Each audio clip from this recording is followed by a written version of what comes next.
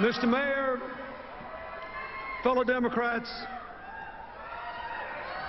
we are here to nominate a president. And I've got one in mind. I want to nominate a man whose own life has known its fair share of adversity and uncertainty.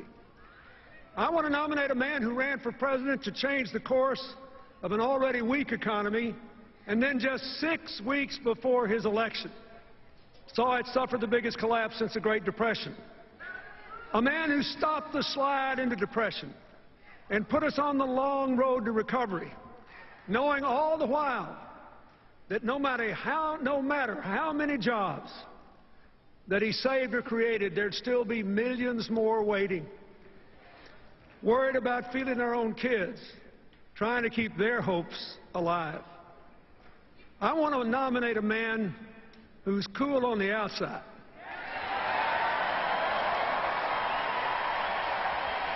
but who burns for America on the inside.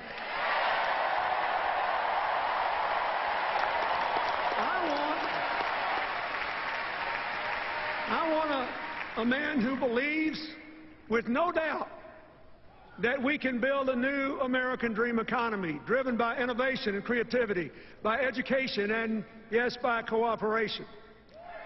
And, by the way, after last night, I want a man who had the good sense to marry Michelle Obama.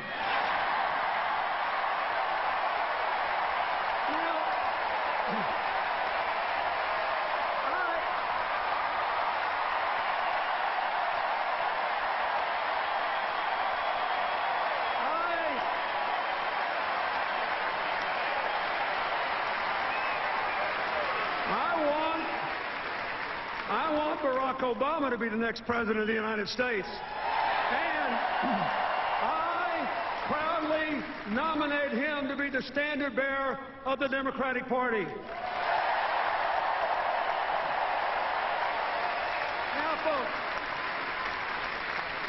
in Tampa a few days ago, we heard a lot of talk about how the president and the Democrats don't really believe in free enterprise and individual initiative, how we want everybody to be dependent on the government, how bad we are for the economy.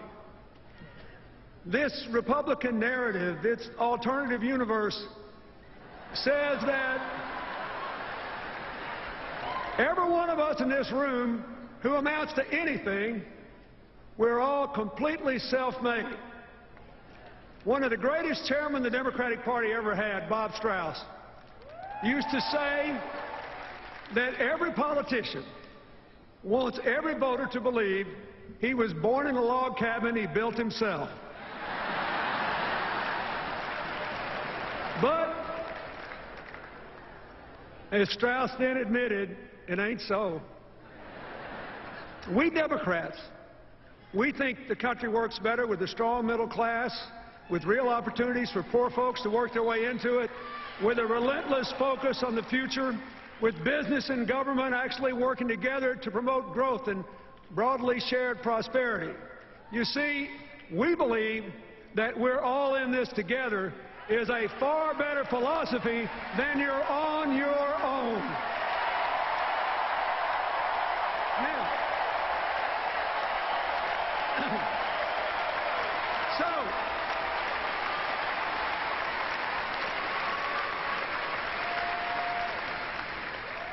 who's right? Well, since 1961, for 52 years now, the Republicans have held the White House 28 years, the Democrats 24. In those 52 years, our private economy has produced 66 million private sector jobs. So what's the job score? Republicans, 24 million. Democrats, 42.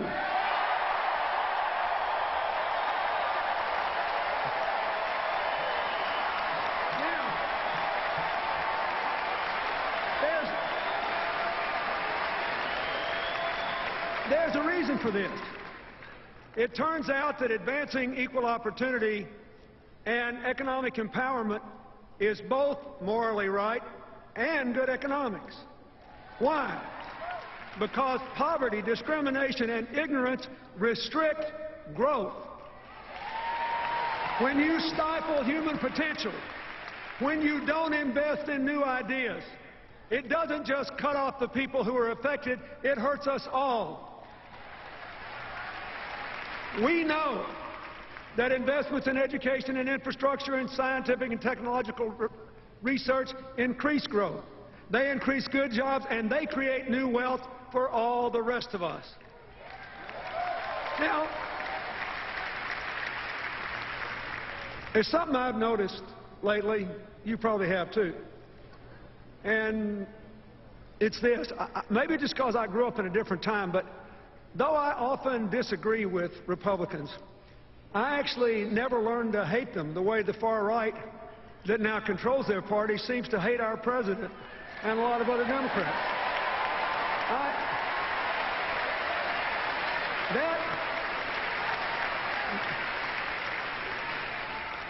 That would be impossible for me because President Eisenhower sent federal troops to my home state to integrate Little Rock Central High School.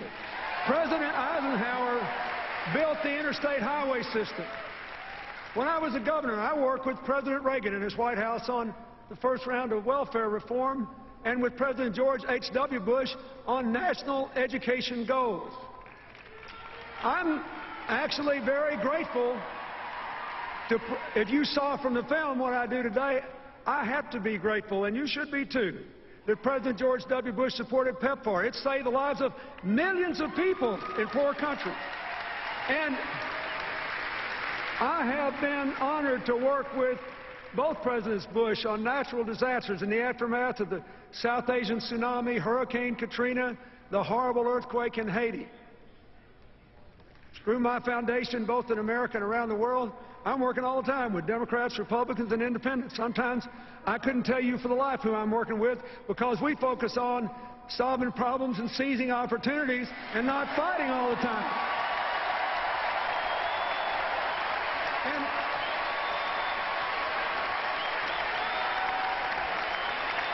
so here's what I want to say to you. And here's what I want the people at home to think about. When times are tough and people are frustrated and angry and hurting and uncertain, the politics of constant conflict may be good. But what is good politics does not necessarily work in the real world. What works in the real world is cooperation. What works in the real world is cooperation. Business and government, foundations and universities. Ask the mayors who are here.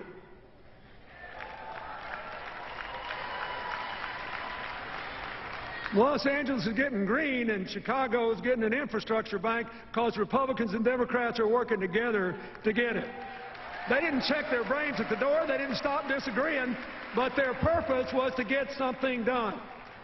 Now, why is this true? Why does cooperation work better than constant conflict? Because nobody's right all the time, and a broken clock is right twice a day. And every one of us and every one of them, we're compelled to spend our fleeting lives between those two extremes, knowing we're never going to be right all the time and hoping we're right more than twice a day. Unfortunately, the faction that now dominates the Republican Party doesn't see it that way. They think government is always the enemy, they're always right, and compromise is weakness. Just in the last couple of elections, they defeated 2 distinguished Republican senators because they dared to cooperate with Democrats on issues important to the future of the country, even national security. They beat a Republican congressman with almost a 100% voting record on every conservative score because he said he realized he did not have to hate the president to disagree with him. Boy, that was a non-starter, and they threw him out. One of the main reasons we ought to re-elect President Obama is that he is still committed to constructive cooperation. Look at his record. Look at his record. Look at his record. He appointed Republican secretaries of defense, the Army, and transportation. He appointed a vice president who ran against him in 2008. And he trusted that vice president to oversee the successful end of the war in Iraq and the implementation of the Recovery Act. And Joe Biden did a great job with both.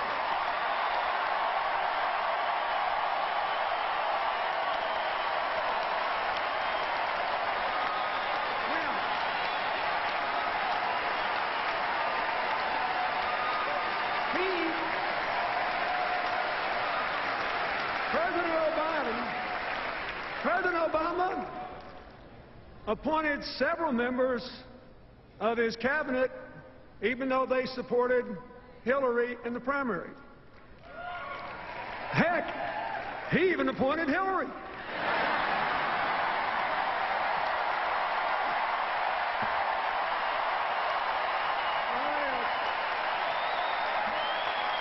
Now, wait a minute.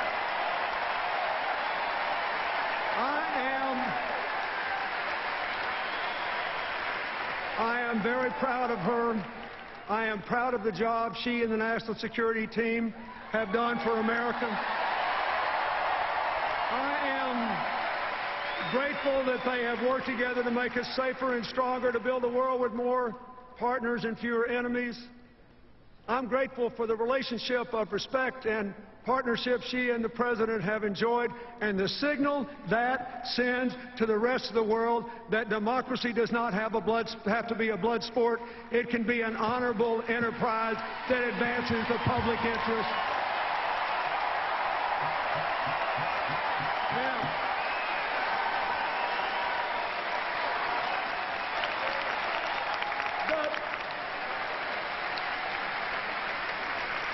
Besides the National Security Team, I am very grateful to the men and women who've served our country in uniform through these perilous times. And I am especially grateful to Michelle Obama and to Joe Biden for supporting those military families while their loved ones were overseas. And for supporting our veterans when they came home. When they come home bearing the wounds of war or needing help to find education or jobs or housing. President Obama's whole record on national security is a tribute to his strength, to his judgment, and to his preference for inclusion and partnership over partisanship. We need more of it in Washington, D.C.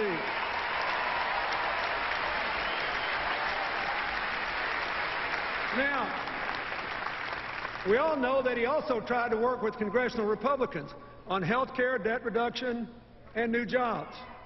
And that didn't work out so well.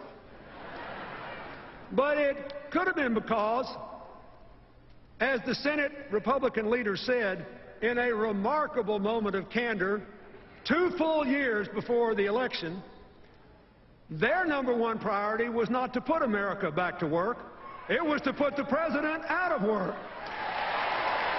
Well, wait a minute. Senator, I hate to break it to you, but we're going to keep President Obama on the job.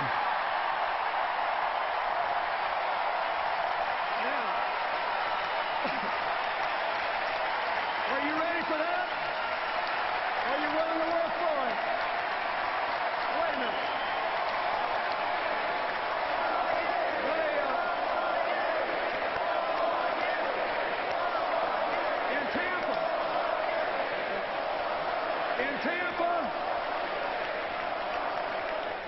In Tampa, did y'all watch their convention? I did. In Tampa, the Republican argument against the president re-election was actually pretty simple, pretty snappy. It went something like this. We left him a total mess. He hadn't cleaned it up fast enough, so fire him and put us back in. Now,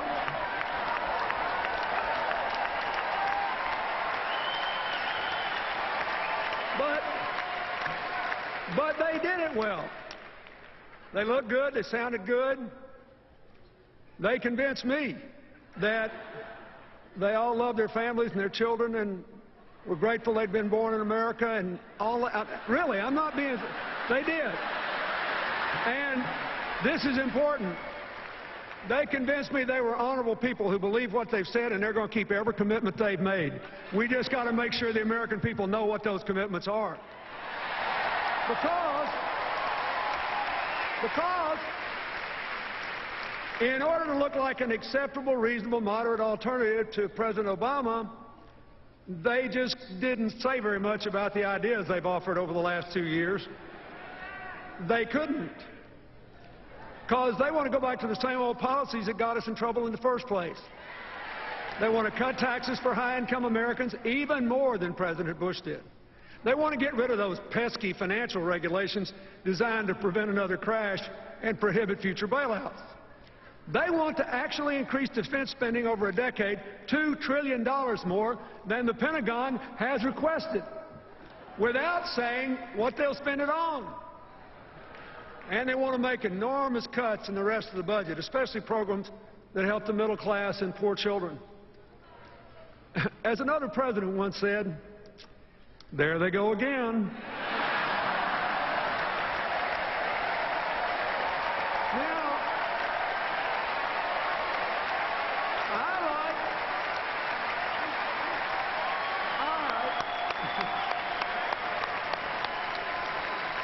I like the argument for President Obama's re-election a lot better.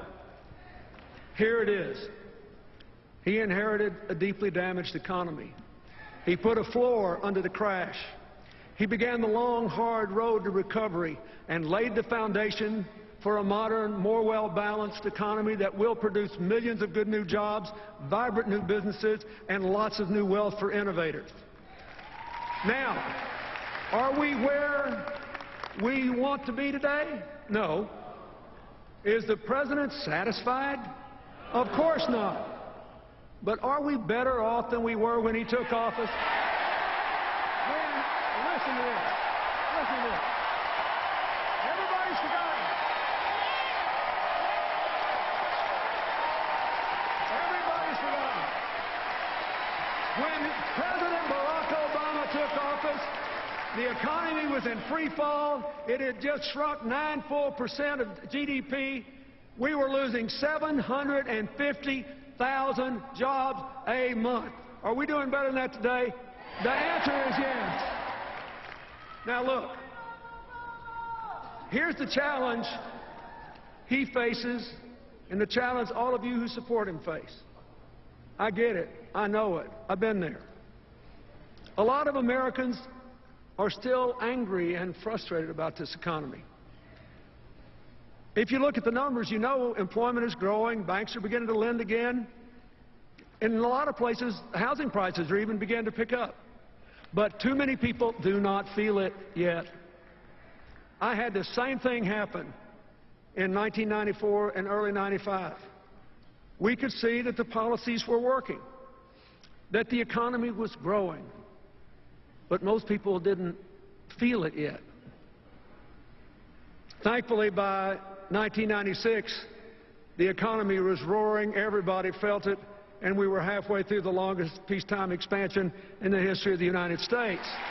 But, wait. The difference this time is purely in the circumstances. President Obama started with a much weaker economy than I did. Listen to me now. No president, not me, not any of my predecessors, no one could have fully repaired all the damage that he found in just 4 years. Now,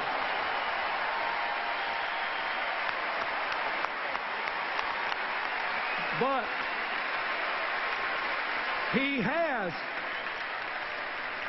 He has laid the foundations for a new, modern, successful economy of shared prosperity. And if you will renew the President's contract, you will feel it. You will feel it. Folks, whether the American people believe what I just said or not may be the whole election. I just want you to know that I believe it. With all my heart, I believe it.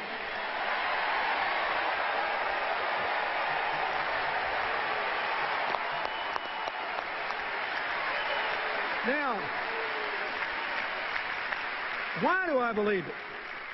I'm fixing to tell you why. I believe it because President Obama's approach embodies the values, the ideas, and the direction America has to take to build the 21st century version of the American dream, a nation of shared opportunities, shared responsibilities, shared prosperity, a shared sense of community. So let's get back to the story. In 2010, as the President's recovery program kicked in, the job losses stopped, and things began to turn around. The Recovery Act saved or created millions of jobs and cut taxes. Let me say this again. Cut taxes for 95% of the American people. And in the last 29 months, our economy has produced about 4.5 million private sector jobs.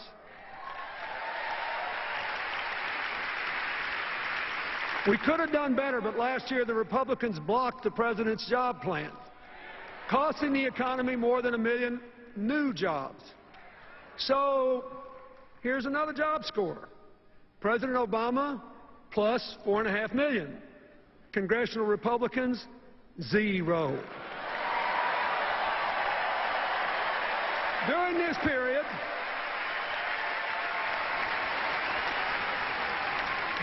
period, more than 500,000 manufacturing jobs have been created under President Obama. That's the first time manufacturing jobs have increased since the 1990s.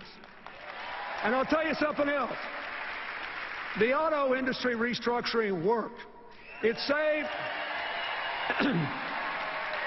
more than 1 million jobs, and not just at GM, Chrysler, and their dealerships, but in auto parts manufacturing all over the country.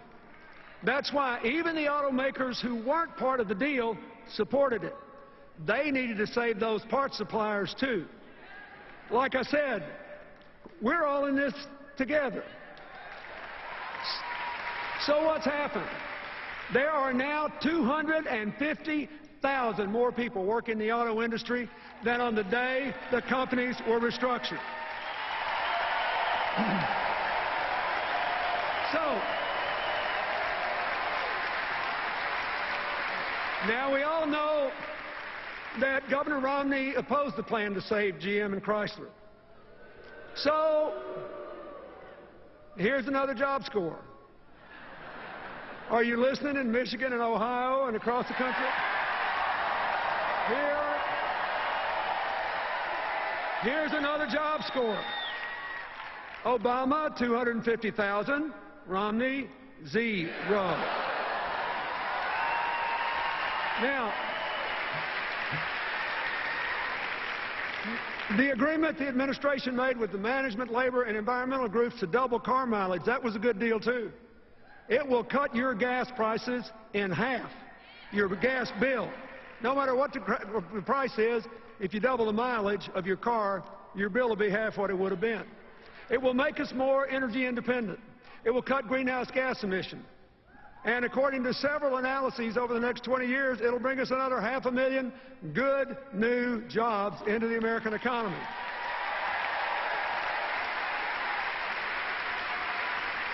The President's energy strategy, which he calls all of the above, is helping too.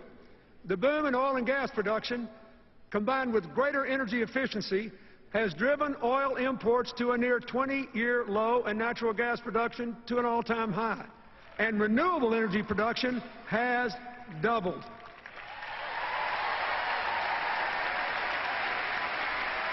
Of course, we need a lot more new jobs. But there are already more than 3 million jobs open and unfilled in America. mostly because the people who apply for them don't yet have the required skills to do them. So even as we get Americans more jobs, we have to prepare more Americans for the new jobs that are actually going to be created. The old economy is not coming back. We've got to build a new one and educate people to do those jobs.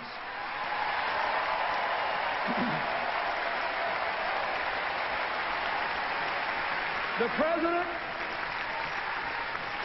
President and his Education Secretary have supported community colleges and employers in working together to train people for jobs that are actually open in their communities. And even more important, after a decade in which exploding college costs have increased the dropout rate so much that the percentage of our young people with four-year college degrees has gone down so much that we have dropped to 16th in the world in the percentage of young people with college degrees. So, the President's student loan reform is more important than ever. Here's what it does. Here's what it does. You need to tell every voter where you live about this. It lowers the cost of federal student loans, and even more important, it gives students the right to repay those loans as a clear, fixed, low percentage of their income for up to 20 years. Now, what does this mean? What does this mean? Think of it. It means no one will ever have to drop out of college again for fear they can't repay their debt. And it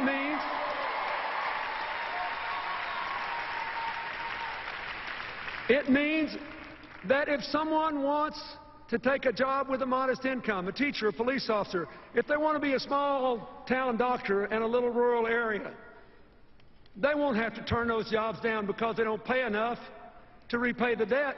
Their debt obligation will be determined by their salary. This will change the future for young Americans.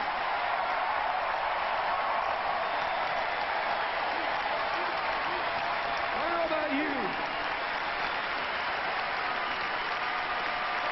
but on all these issues, I know we're better off because President Obama made the decisions he did. Now, that brings me to health care. Now the Republicans call it derisively Obamacare. They say it's a government takeover, a disaster, and that if we'll just elect them, they'll repeal it. Well, are they right? Let's take a look at what's actually happened so far. First, individuals and businesses have already gotten more than $1 billion in refunds from insurance companies because the new law requires 80 to 85% of your premium to go to your health care, not profits or promotion. And the gains are even greater than that because a bunch of insurance companies have applied to lower their rates to comply with the requirement. Second, more than 3 million young people between 19 and 25 are insured for the first time because their parents' policies can cover them. Third, millions of seniors are receiving preventive care, all the way from breast cancer screenings to tests for heart problems and scores of other things, and younger people are getting them too. Fourth, soon the insurance companies, not the government, the insurance companies will have millions of new customers, many of them middle-class people with pre-existing conditions who never could get insurance before. Now, finally, listen to this. For the last 2 years, after going up at 3 times the rate of inflation for a decade, for the last 2 years, health care costs have been under 4% in both years for the first time in 50 years. So,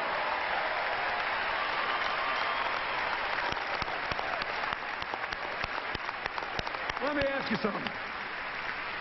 Are we better off because President Obama fought for health care reform? You bet we are. Now, there were 2 other attacks on the president in Tampa I think deserve an answer.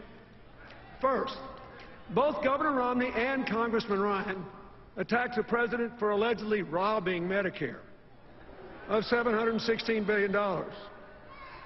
That's the same attack they leveled against the Congress in 2010. And they got a lot of votes on it.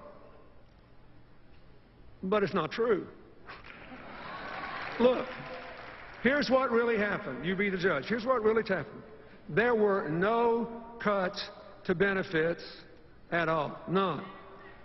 What the president did was to save money by taking the recommendations of a commission of professionals to cut unwarranted subsidies to providers and insurance companies that were not making people healthier and were not necessary to get the providers to provide the service. And instead of raiding Medicare, he used the savings to close the donut hole in the Medicare drug program. And you all got to listen carefully to this. This is really important. And to add 8 years to the life of the Medicare Trust Fund so it is solvent till 2024.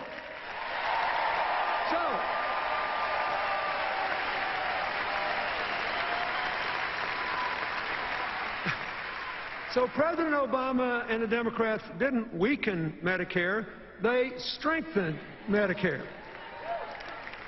Now, when Congressman Ryan looked into that TV camera and attacked President Obama's Medicare savings as, quote, the biggest, coldest power play, I didn't know whether to laugh or cry.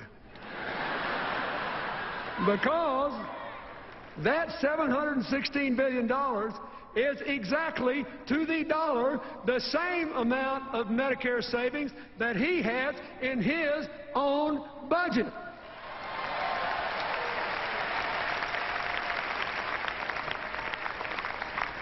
You got to get one thing. It takes some brass to attack a guy for doing what you did.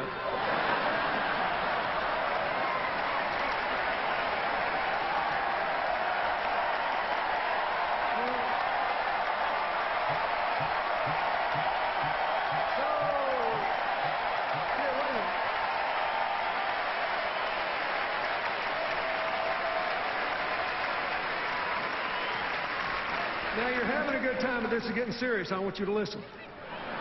It's important, because a lot of people believe this stuff. Now, at least on this issue, and this one issue, Governor Romney has been consistent. He attacked President Obama, too. But he actually wants to repeal those savings and give the money back to the insurance company. He wants to go back to the old system, which means we'll reopen the donut hole and force seniors to pay more for drugs. And we'll reduce the life of the Medicare Trust Fund by 8 full years. So, if he's elected, and if he does what he promised to do, Medicare will now grow broke in 2016. Think about that. That means, after all, we won't have to wait until their voucher program kicks in 2023 to see the end of Medicare as we know it. They're going to do it to us sooner than we thought. Now, folks, this is serious because it gets worse. And you won't be laughing when I finish telling you this. They also want to block grant Medicaid and cut it by 1/3 over the coming 10 years. Of course, that's going to really hurt a lot of poor kids. But that's not all. A lot of folks don't know it, but nearly 2/3 of Medicaid is spent on nursing home care for Medicare seniors who are eligible for Medicaid. It's going to end Medicare as we know it. And a lot of that money is also spent to help people with disabilities, including a lot of middle-class families whose kids have Down syndrome or autism or other severe conditions. And honestly, just think about it. If that happens, I don't know what those families are going to do. So I know what I'm going to do. I'm going to do everything I can to see that it doesn't happen. We can't let it happen. We can't.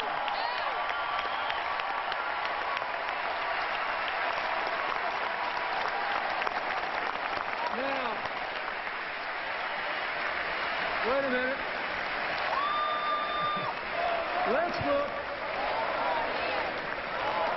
Let's look at the other big charge the Republicans made. It's a real doozy. They actually have charged and run ads saying that President Obama wants to weaken the work requirements in the welfare reform bill I signed that moved millions of people from welfare to work. Wait, you need to know, here's what happened. Nobody ever tells you what really happened. Here's what happened. When some Republican governors asked if they could have waivers to try new ways to put people on welfare back to work, the Obama administration listened, because we all know it's hard for even people with good work histories to get jobs today, so moving folks from welfare to work is a real challenge. And the administration agreed to give waivers to those governors and others only if they had a credible plan to increase employment by 20%, and they could keep the waivers only if they did increase employment. Now, did I make myself clear? The requirement was for more work, not less. So, this is personal to me. We moved millions of people off welfare. It was one of the reasons that in the 8 years I was president, we had 100 times as many people move out of poverty into the middle class than happened under the previous 12 years. 100 times as many. It's a big deal. But I am telling you, the claim that President Obama weakened welfare reform's work requirement is just not true. But they keep on running ads claiming it. You want to know why? Their campaign poster said, "We are not going to let our campaign be dictated by fact checkers." Now, finally I can say that is true.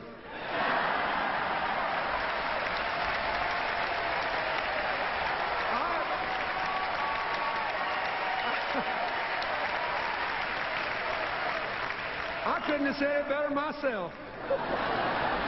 And I hope you and every American within the sound of my voice remembers it every time they see one of those ads and it turns into an ad to re-elect Barack Obama and keep the fundamental principles of personal empowerment and moving everybody who can get a job into work as soon as we can.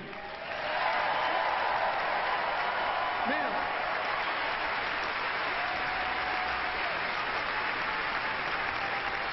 let's talk about the debt. Today, interest rates are low, lower than the rate of inflation. People are practically paying us to borrow money, hold their money for them.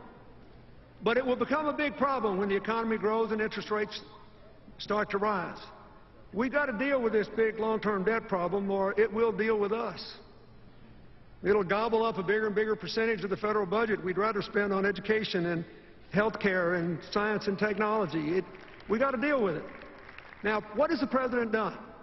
He has offered a reasonable plan of $4 trillion in debt reduction over a decade, with $2.5 trillion coming from, for every $2.5 trillion in spending cuts, he raises $1 in new revenues, 2.5 to 1. And he has tight controls on future spending. That's the kind of balanced approach proposed by the Simpson-Bowles Commission, a bipartisan commission. Now, I think this plan is way better than Governor Romney's plan. First, the Romney plan fails the first test of fiscal responsibility. The numbers just don't add up. I mean, consider this. What would you do if you had this problem? Somebody says, oh, we got a big debt problem, we got to reduce the debt. So what's the first thing he says we're going to do? Well, to reduce the debt, we're going to have another $5 trillion in tax cuts, heavily weighted to upper income people. So we'll make the debt hole bigger before we start to get out of it. Now, when you say, what are you going to do about this $5 trillion you just added on? They say, oh, we'll make it up by eliminating loopholes in the tax code. So then you ask, well, which loopholes and how much? You know what they say? See me about that after the election. I'm not making it up. That's their position. See me about that after the election. Now, people ask me all the time how we got 4 surplus budgets in a row. What new ideas did we bring to Washington? I always give a one-word answer. Arithmetic.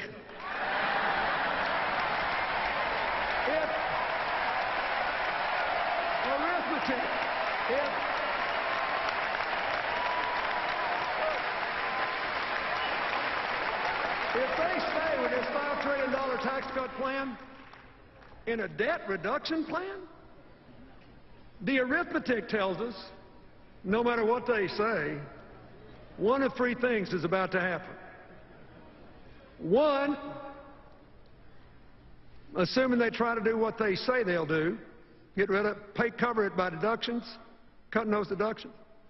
One, they'll have to eliminate so many deductions, like the ones for home mortgages and charitable giving, that middle-class families will see their tax bills go up an average of $2,000, while anybody who makes $3 million or more will see their tax bill go down $250,000. Or, 2, they'll have to cut so much spending that they'll obliterate the budget for the national parks, for ensuring clean air, clean water, safe food, safe air travel. They'll cut way back on Pell Grants, college loans, early childhood education, child nutrition programs, all the programs that help to empower middle-class families and help poor kids. Oh, they'll cut back on investments in roads and bridges and science and technology and biomedical research. That's what they'll do.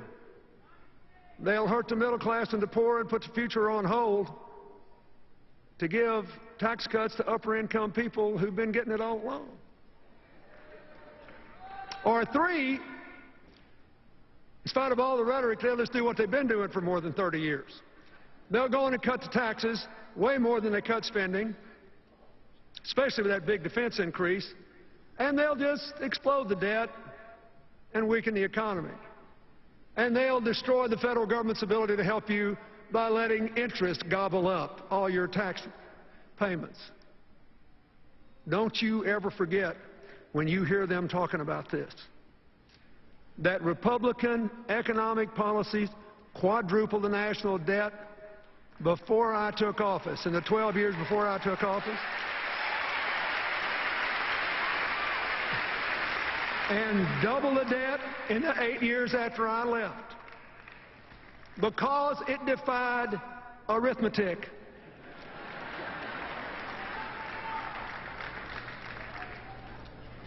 It was a highly inconvenient thing for them in our debates that I was just a country boy from Arkansas, and I came from a place where people still thought 2 and 2 was 4. It's arithmetic. We simply cannot afford to give the reins of government to someone who will double down on trickle down. Now, think about this.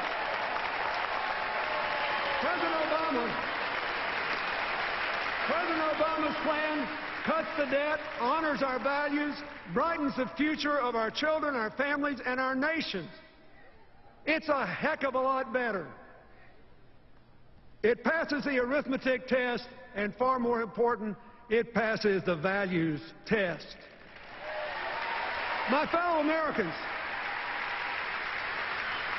all of us in this grand hall and everybody watching at home, when we vote in this election, we'll be deciding what kind of country we want to live in. If you want a winner-take-all, you're on your own society, you should support the Republican ticket. But if you want a country of shared opportunities and shared responsibility, we're all in this together society, you should vote for Barack Obama and Joe Biden.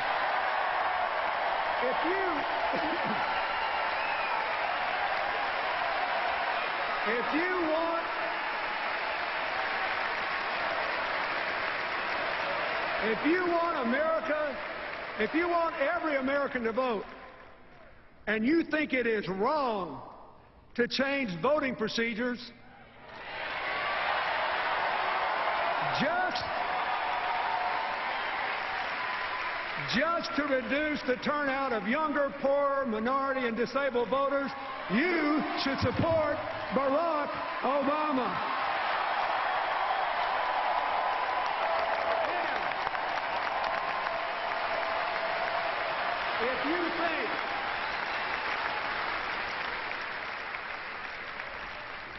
If you think the president was right to open the doors of American opportunity to all those young immigrants brought here when they were young so they can serve in the military or go to college, you must vote for Barack Obama.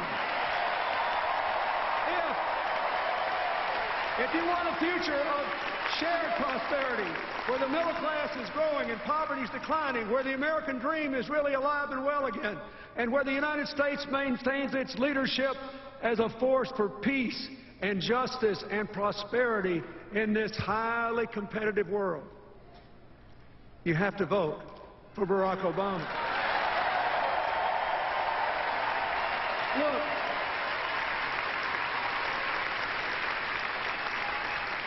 I love our country so much, and I know we're coming back.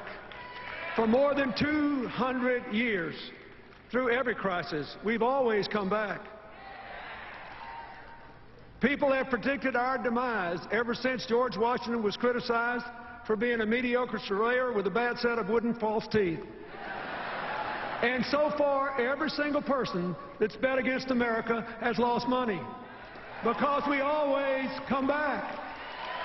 We come through every fire a little stronger and a little better. And we do it because in the end we decide to champion the cause for which our founders pledged their lives, their fortunes, their sacred honor. The cause of forming a more perfect union. My fellow Americans, if that is what you want, if that is what you believe, you must vote and you must re-elect President Barack Obama. God bless you, and God bless America.